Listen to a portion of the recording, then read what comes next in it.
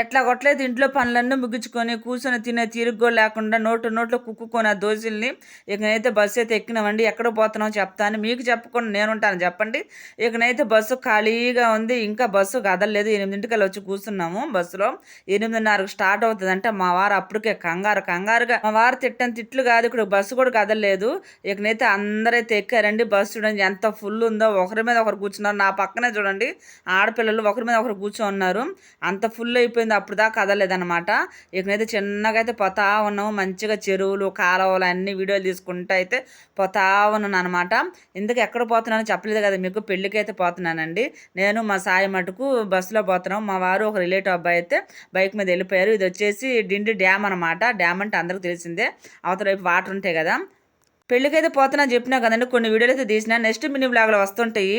అట్లాగే నా channel subscribe చేసుకోండి, ఒక లైక్ అయితే వేయండి, చిన్న కామెంట్ అయితే పెట్టండి. Bye bye.